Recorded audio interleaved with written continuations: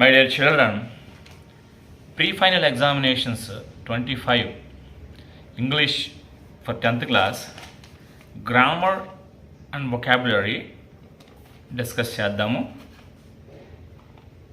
18th question చూడండి. Combine the following sentences using which. I read a book yesterday. It is very informative. చాలా సింపుల్గా ఇచ్చాడు. ఏం చేయాలి ఇక్కడ? సెకండ్ సెంటెన్స్లో ఇట్ అనేటువంటి ప్రొనౌన్ తీసేసి విచ్ అనేటువంటి రిలేటివ్ ప్రొనౌన్ పెట్టడమే. I read a book yesterday which is very informative. 19th question చూడండి. Change the following sentence into passive voice. The teacher appreciated my success. The teacher subject, appreciated V2, my success అనేటువంటిది object. ఇది simple పాస్ట్లో ఉంది. My success subject అయితే ఏమిటవుతుంది? అది singular కదా. Past టెన్స్లో సింగులర్కి వచ్చేటువంటి బీవర్బ్ ఏంటి? వాజ్ కదా. My success was appreciated by the teacher. 20th question చూడండి. Change the following into reported speech. The teacher said to the students, how did you write the exam అని ఇచ్చాడు. ఇదేంటిది? రిపోర్టింగ్ సెంటెన్స్ ఏమిటిది? Interrogative సెంటెన్స్లో ఉంది. How did you write the exam అడిగాడు. అడగడం ఏమిటి? ఆస్క్డ్ కదా. The teacher asked the students. The teacher asked the students. ఇక్కడ ఇంట్రాగేటివ్ సెంటెన్స్లో వెర్బ్ తర్వాత సబ్జెక్ట్ ఉంటుంది. దీన్ని అసెర్టివ్ సెంటెన్స్ చేస్తాం. చూడండి, హౌ డిడ్ యూ అనేటువంటిది సింపుల్ పాస్ట్ ఎలా మారుతుంది? పాస్ట్ పర్ఫెక్ట్గా మారుతుంది. ఇక్కడ వారిని ఉద్దేశించి అన్నాడు. యూ అనేటువంటి ప్రొనౌన్ ఎలా మారింది? దేగా మారుతుంది. హౌ దే హ్యాడ్, ఎందుకంటే డిడ్ అనేటువంటిది సింపుల్ పాస్ట్ కాబట్టి దాన్ని పాస్ట్ పర్ఫెక్ట్గా మార్చుకున్నాం. How they had written. మరి హ్యాడ్ వస్తే కంపల్సరీగా V3 కదా రావాలి. How they had written the exam. The teacher asked the students how they had written the exam. Okay, 21st చూడండి. Fill in the blanks with suitable prepositions given in brackets. చూడండి, your success depends. Depend వచ్చేటప్పుడు on అనేటువంటి preposition follow అవుతుంది. Success depends on your hard work. She applied dash a job in collector's office. అప్లైడ్కి వచ్చి ఇక్కడ preposition ఏం follow అవుతుంది? Applied for, job కొరకు. కలెక్టర్ ఆఫీస్లో జాబ్ కొరకు అప్లై చేసింది. ఫర్ అనేటువంటి ప్రిపోజిషన్ ఇక్కడ వచ్చింది. నెక్స్ట్ చూడండి, 22nd one. Edit the following passage. I don't mean that some people are born clear headed are naturally fuzzy and will never wrote well. ఇక్కడ చూడండి, సమ్ పీపుల్ ఆర్ బోర్న్. యాక్చువల్గా ఇందులో mistake ఏం లేదు, people కింద underline చేయడం జరిగింది.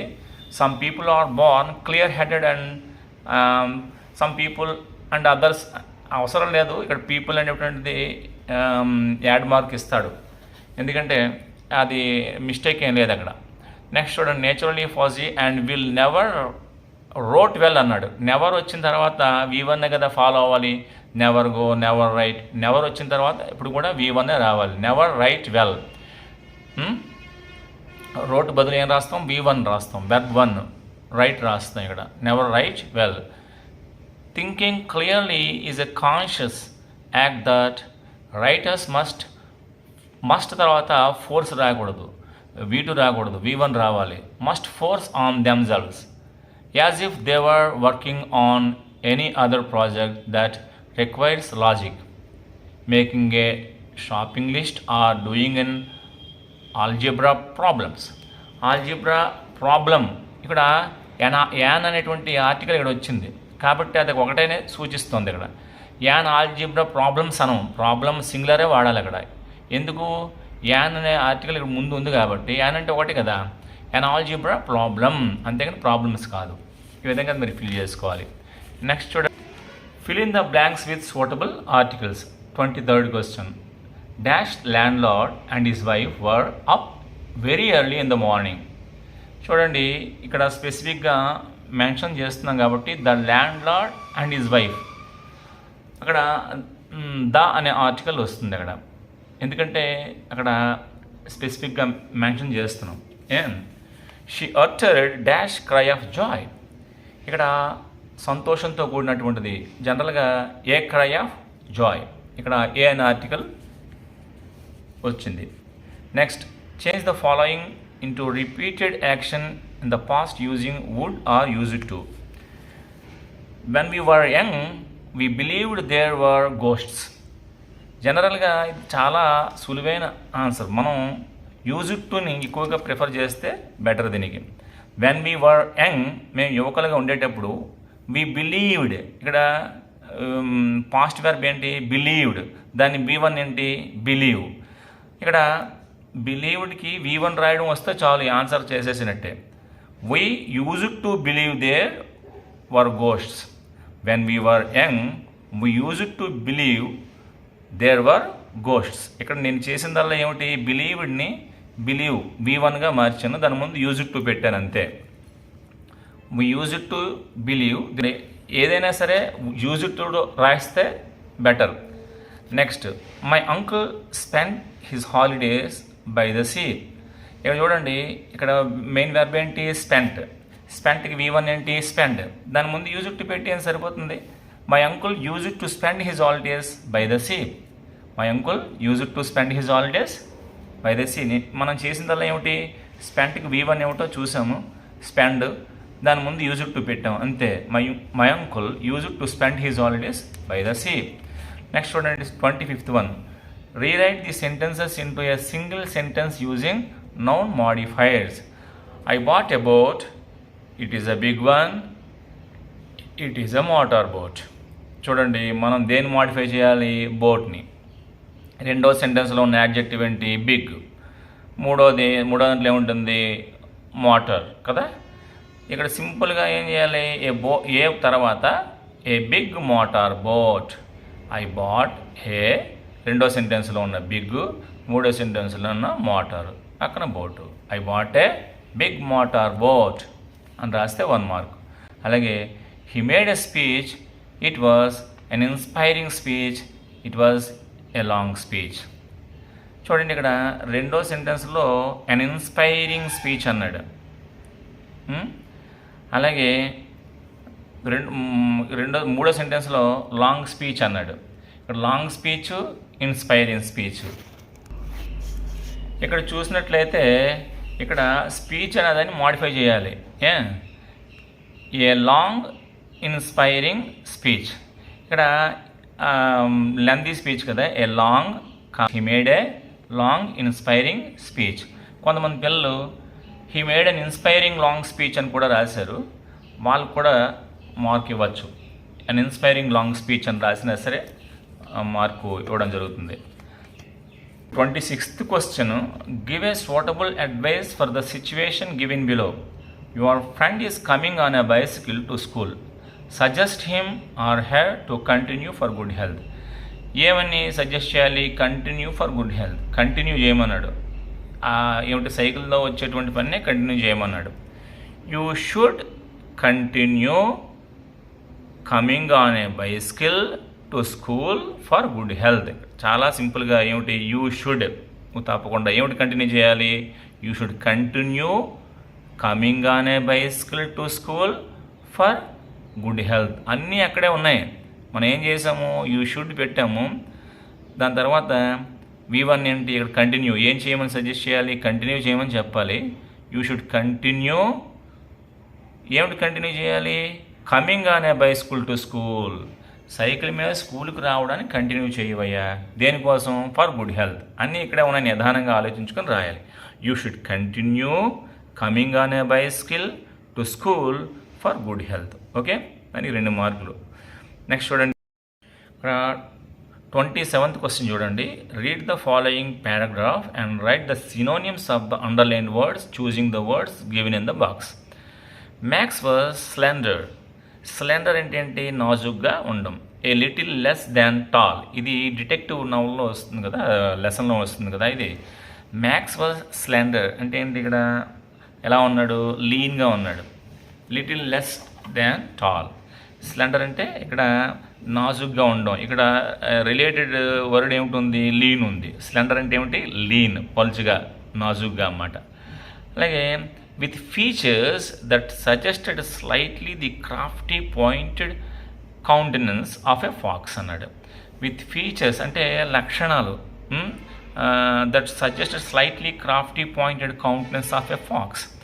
ఒక నక్కచిత్తులో వాళ్ళగా ఏమో మనం అలా ఆ క్యారెక్టరిస్టిక్ వచ్చేటప్పుడు ఈ ఫీచర్స్ అంటే ఇక్కడ ఏమిటి అర్థమవుతుంది, క్యారెక్టరిస్టిక్స్, లక్షణాలు ఆ విధంగా ఉన్నాయట. అదే pointed countenance of a fox అంటే ఏంటి, ఆ మొహం అనే అర్థం అక్కడ వస్తుంది కాబట్టి అక్కడ రూపం అలా ఉందని కాబట్టి ఎపియరెన్స్ అని అర్థం కూడా ఉంది కౌంటెనెన్స్ అంటే. కాబట్టి నక్క రూపంలో ఉంది కాబట్టి ఎపియరెన్స్ అనే అర్థానికి దగ్గరలో ఉన్న అర్థం ఏంటి, ఫేస్. ఇక్కడ కౌంటెనెన్స్ అంటే ఫేస్ అన్నమాట. అలాగే చూడండి, there was about him aside from the gun nothing especially menacing. చూడండి, ఎస్పెషల్లీ ఇక్కడ వచ్చేటప్పుడు ఏమొస్తుంది, పర్టిక్యులర్లీ. ఖచ్చితంగా ఇక్కడ ఎస్పెషల్లీ అంటే పర్టిక్యులర్లీ అనేటువంటిది సినోనిమ్. నెక్స్ట్ చూడండి, read the following paragraph and write the antonyms of the underline words అన్నాడు. ఇక్కడ హోప్లెస్. చూడండి, Kisa Gotami become weary and hopeless. Weary and hopeless. కొంతమంది పిల్లలు హోప్ అని రాశారు, అది తప్పు. హోప్లెస్కి యాప్ట్ యాంటోనియం హోప్ఫుల్. హోప్ఫుల్ అనేటువంటిది యాప్ట్ యాంటోనియం అన్నమాట. నెక్స్ట్ చూడండి, I sat down on the wayside watching the lights of the city and they flickered up and were extinguished again. At last the darkness of the night reigned everywhere. Everywhere, ప్రతి చోట అనేదానికి opposite ఏంటి, nowhere. అలాగే చూడండి, death. Death అంటే ఏంటి, డెత్కి ఏంటి opposite, birth. అంతేగాని లైవ్ వాటికి మార్క్ ఇవ్వరు. డెత్ అంటే చావు, దానికి యాప్ట్ యాంటోనిమ్ ఏంటి, పుట్టుక. డెత్కి ఆపోజిట్ బర్త్. అలాగే సెల్ఫిష్నెస్. సెల్ఫిష్నెస్ అంటే స్వార్థం. సెల్ఫ్లెస్నెస్ అనేటువంటిది యాప్ట్. సెల్ఫిష్నెస్ అంటే స్వార్థం, సెల్ఫ్నెస్ అంటే నిస్వార్థం. 29th question. Fill in the blanks with the right forms of the words given in the brackets. The fiercely dash people. People అనేటువంటిది నౌన్ కాబట్టి దానికి ముందు రావాల్సింది యాడ్జెక్టివ్. ఇండిపెండెన్స్ అనేటువంటిది నౌను, ఇండిపెండెంట్లీ అనేటువంటిది యాడ్వర్బు. ఇక్కడ ఇంకా మిగిలినది ఏమిటి, ఇండిపెండెంట్. ఇండిపెండెంట్ అనేటువంటిది ఏమిటి, ఒక యాడ్జెక్టివ్. కాబట్టి ఇక్కడ రావాల్సిన ఆన్సర్ ఏంటి, independent. People of Coorg are dash of Greek. Are possibly. వారు తప్పనిసరిగా సంభావ్యంగా ఆఫ్ గ్రీక్. వాళ్ళు పాసిబుల్ అంటే సాధ్యం, పాసిబిలిటీ అంటే ఇక్కడ సూట్ అవ్వదు, అంటే వెర్బ్కి ఇక్కడ యాడ్వర్బే రావాలి. Possibly of Greek or Arabic descent. As one story goes a part, ఇక్కడ ఏంటి రావాలి, story goes a part of Alexander's army moved south along the coast and settled when return became impractical. ఇక్కడ goes అని ఎందుకన్నానంటే story నడుస్తూ ఉంది అక్కడ. ఏముంటుంది, simple. ఇది మనకి కూర్గ్ లెసన్లో ఈ పారాగ్రాఫ్ దొరుకుతుంది చూడండి మీరు. ఇక్కడ స్టోరీ జరుగుతూ ఉన్నదన్నమాట, కాబట్టి సింపుల్ ప్రజెంట్లో చెప్పామన్నమాట. వన్ స్టోరీ గోస్ అక్కడ రావాలి. అలాగే బికేమ్ ఇంప్రాక్టికల్. ఇక్కడ నౌనే వచ్చింది. Okay, became impractical. 30th చూడండి, complete the words the correct prefixes and suffixes. Freedom is indivisible అంటే అవిభాజ్యమైనటువంటిది. In divisible. I finished my poem and it was beautiful. జనరల్గా and wrongly spelt word. ఇక్కడ మనకి wrongly spelt word ఏముంది, అన్ని బాగానే ఉన్నాయి. ప్రాస్పరస్ ఒకటి రాంగ్ ఉంది. PROSPEROUS ప్రాస్పెరస్. నెక్స్ట్ ప్రెజుడైజ్ స్పెల్లింగ్ తప్పు ఉంది ఇక్కడ. PREJUDICE ప్రెజుడైజ్ అనే స్పెల్లింగ్ తప్పు ఉంది, అది కరెక్ట్ చేయాలి. ఈజీగా ఇచ్చాడు. What does amphi theatre mean అన్నాడు. అక్కడ నౌన్, అక్కడ మీనింగ్ అక్కడ ఇచ్చాడు కదా. Large circular building with out A roof and with many rows of seats. సరిపోయింది. తర్వాత identify the part of speech of amphi theatre. ఇక్కడ క్లియర్గా ఉంది, ఎన్ అని ఉంది కదా, నౌన్. ఇక్కడ అది పార్ట్స్ ఆఫ్ స్పీచ్ ఏమిటవుతుంది, నౌన్ అవుతుంది. అండి question number 33. Use the following expressions in sentences of your own. Ramble on ఇచ్చాడు. ర్యాంబుల్ ఆన్ అంటే ఏంటి? మనకి ఈ ఫ్రాజల్ వర్బ్ మనకి from the diary of Anne Frank Anne ఫ్రాంక్లో ఉంది. 4th lesson from the diary of Anne Frank. చూడండి, ramble on అంటే to talk or write at length often in confusing way, లేదా speak or right without focus, అర్థం పర్థం లేకుండా focus లేకుండా రాయడం, మాట్లాడడం, సరైన లక్ష్యం లేకుండా మాట్లాడడం అన్నమాట ర్యాంబుల్ ఆన్ అంటే.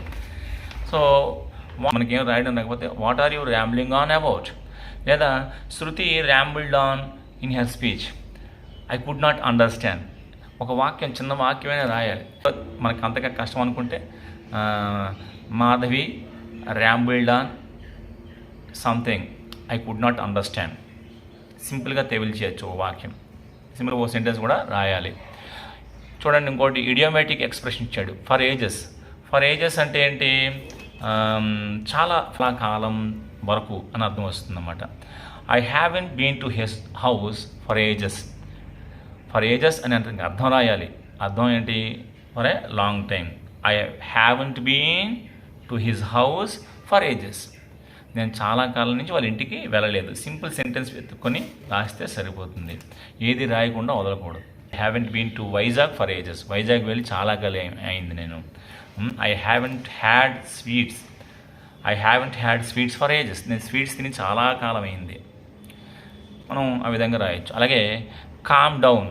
కామ్ డౌన్ అంటే ఏంటి? ఇక్కడ కామ్ డౌన్ అంటే బీ రిలాక్స్డ్. పికప్ అంటే ఏంటి?